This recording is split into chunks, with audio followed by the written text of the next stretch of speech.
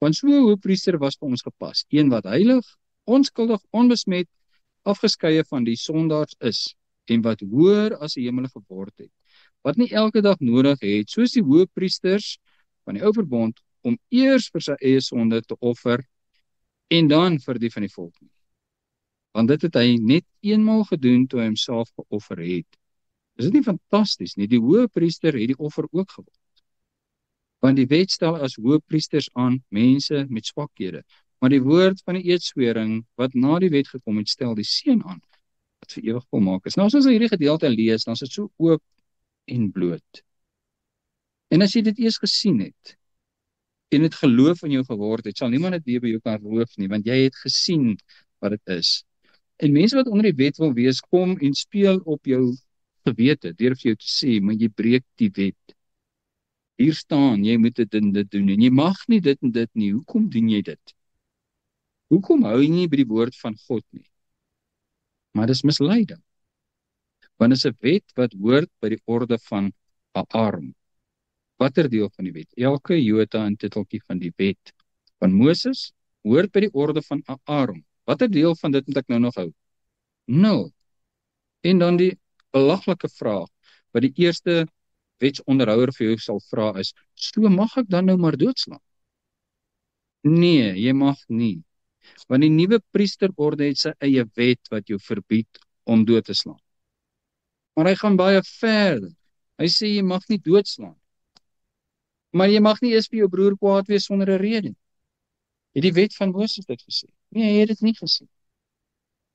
En die orde van Melchisedek sê, as iemand jou op die linkerwang slaan, draai jou regterwang ook. Die wet van Melchisedek sê dit. Wat sê die wet van Aaron? As iemand jou op die linkerwang slaan, slaan jy hom op die linkerwang. 'n oog vir 'n oog en 'n tand vir 'n tand. Is dit dieselfde wet? Dis nie. Dit verskil. Is daar oorvleuelings? Daar is. Moet ek die wet van Moses gaan bestudeer om te weet wat die wet van Melchisedek is? Nee. Wat is die nut van die wet van Moses? Vir my, baie min. Dis naby die verdwyning. Dis vervul. Ek kan wel gaan delf in die vervulling. Voorbeeld. Jy mag nie hierdie twee goed meng nie. En die vervulling is, jy kan nie die ou en die nuwe verbond meng nie. Paulus gee ons 'n baie praktiese voorbeeld. Hy sê, iemand wat in die bediening leef, mag van die bediening lewe.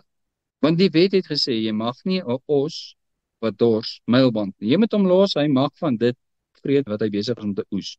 Die wet het dit gesê. Dan sê Paulus, het dit gegaan oor die os? Nee, dit het nie. Maar dit was 'n heenwysing van Paulus wat werk in die bediening en hy leef uit die bediening. Daar is die vervulling. As ek nou vandag 'n boer is en ek gebruik 'n bees om mee te dors, mag ek hom mylband. As jy wil doen dit, as jy nie wil nie, moet dit nie doen nie. Maar daar is nie 'n wet van God wat vir jou sê, mag ek dit doen. Hoekom nie? Want ons is nie onder die wet van die orde van Aaron nie. Dit is verby. Jy hoef nie te offer nie, want dit is verby. Jy hoef niks te doen wat die wet sê nie. Jy hoef ook nie dat iemand jou aanrand met leuns deur vir jou te sê, beteken dit jy mag nou maar egbreek pleeg nie. Dit beteken dit nou maar jy mag doodslaan nie. Nee, want die wet van Melchisedek sê dit ook. Hoe weet ek wat die wet van Melchisedek sê? Dis in my hart. Ek dink nog net om dit te doen, as hy iets wat vir my sê, waarom is jy besig? Waar die wet van Moses kon jy op die nippertjie gelewe het en jy het nie die wet oortree nie. Maar ek sê vir julle, dis presies wat Joshua sê. Die wet het gesê so en so, maar ek sê vir jou dit en dit. En as hy sê, ek sê dit, wie is hy? Hy is hoëpriester van 'n ander priesterorde, van 'n ander wet. Hy sê, so het die wet van Moses gesê, maar ek, as hoëpriester van die orde van Melchisedek, sê vir jou so en so. Dat is 'n nuwe wet.